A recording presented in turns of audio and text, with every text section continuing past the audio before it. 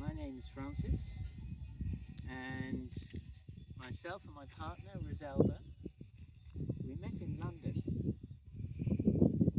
and together we had the idea that we would like to create a project. Roselda was a biologist from Colombia, and I was very into healing and studied homeopathy, and so we had this thing of growing and healing, and we eventually came up with the idea of a healing garden. And we researched the idea, and we became very inspired by the work of a woman called Machaelle Small-Wright, who has really pioneered co-creation with nature. And we decided that is what we would love to do.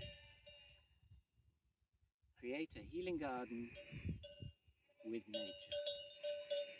And so after a lot of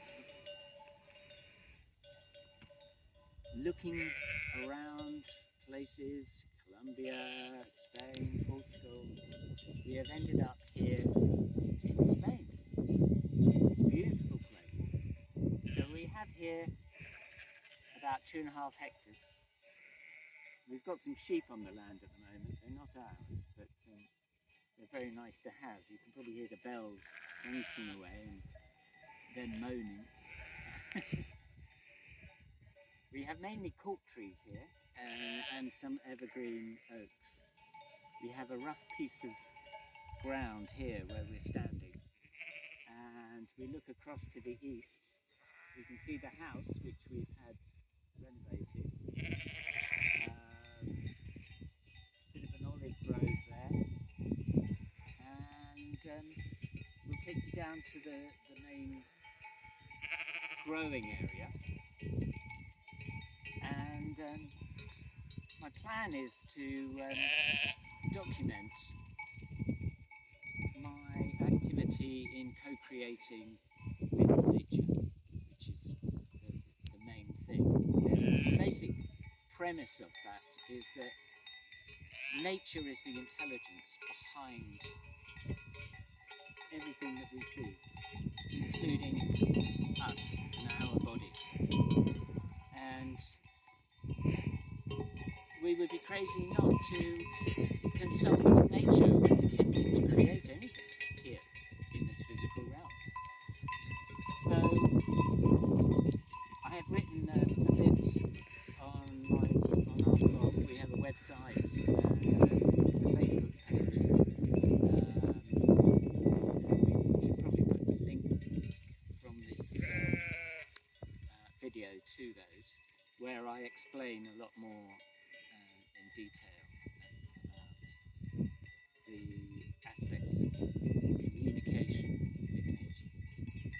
Anyway, so yeah, this is this beautiful land, the land of granite rocks. As you can see, there are many granite rocks around us, and we have some fabulous views. Yeah, so we'll wander on down and have a look at the progress of the garden. I remember the way down. Yeah.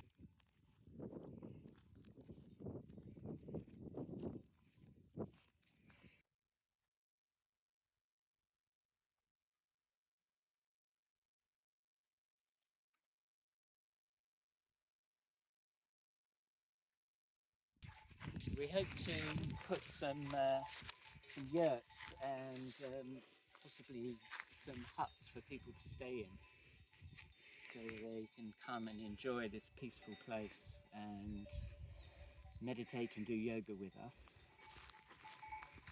So my partner Roselda is a yoga teacher, and I've been meditating for many years, and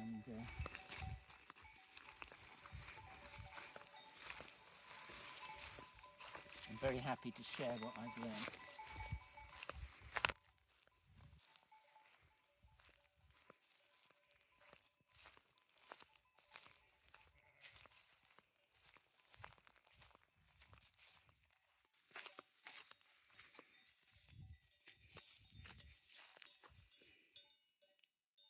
Here we have a very ancient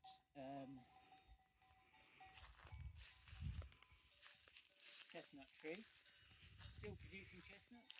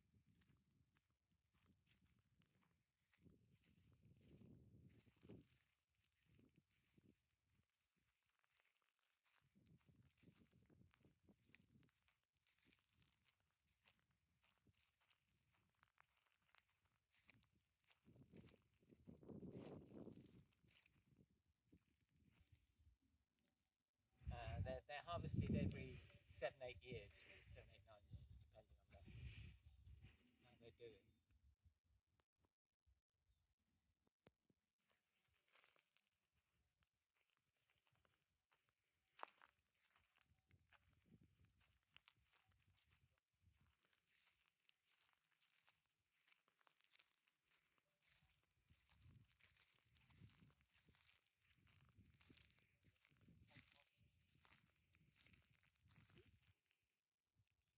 The compost toilet.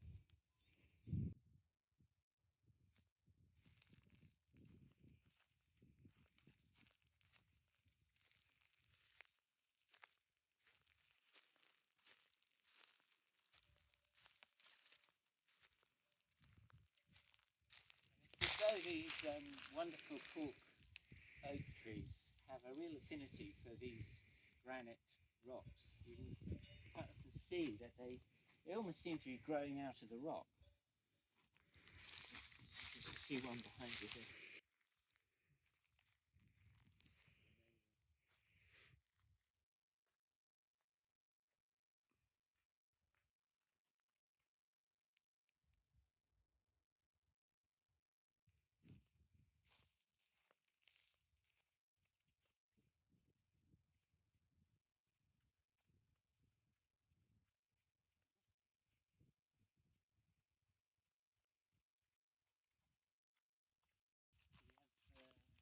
We have pears here. Sheep have been having a go at it. It's amazing how they can do that and what their mouths are made of.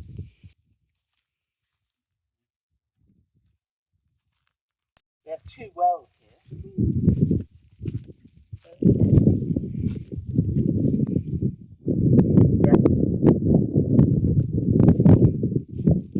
We're at the end of August, so we haven't had rain since May. So it's pretty much dried out, that one. Needs a lot of work and repair. It's falling in. So yeah, plenty of work to do here. The wild almond here. And so we come to the food garden.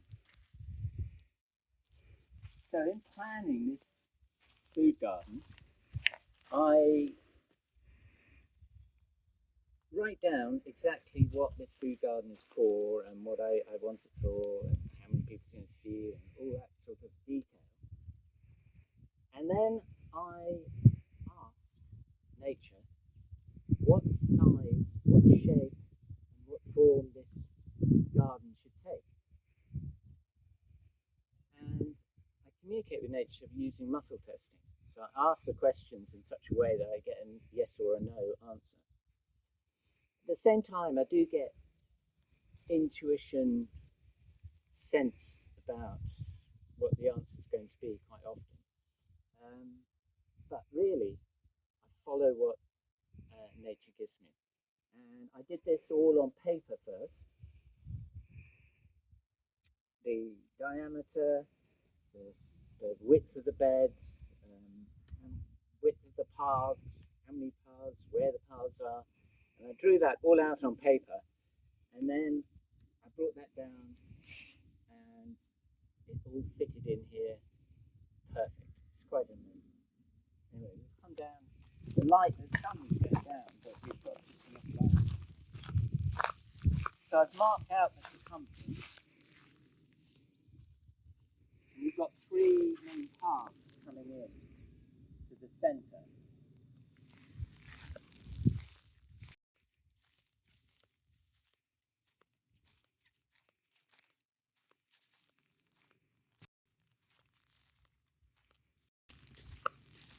So there will be a big bed around the circumference, which will have perennial plants, maybe fruit bushes and perennial vegetables.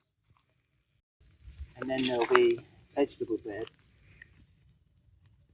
which will be raised beds with a half-metre buffer in between them. And here in the middle we've got three beds, which are going to be herb beds. And in the middle, Lula and I have constructed what nature told us to do. We filled it with granite, which we kind of crushed up quite a lot of the granite, and surrounded by stones. And in the middle we have, I've forgotten what it's called, a Genesa crystal, which I constructed. And the idea behind this crystal form is that it sends out, it brings in energy, cleanses and sends it back out. So it's a bit like the heartbeat of the garden.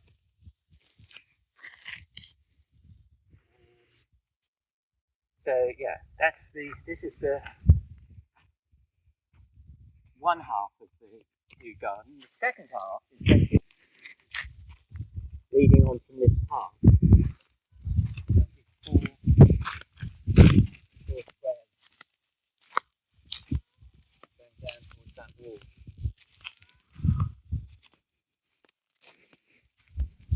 So it's quite a large growing area, but we hope to be growing, enough beans and potatoes, sweet potatoes, all that kind of thing.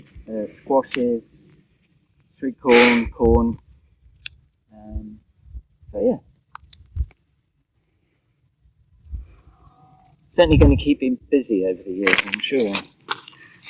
This is the main well. It's quite a big well.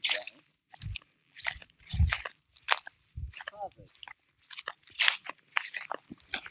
hidden by brambles. I've hacked my way through the fence, and you can see in there. It's quite a bit of water in there.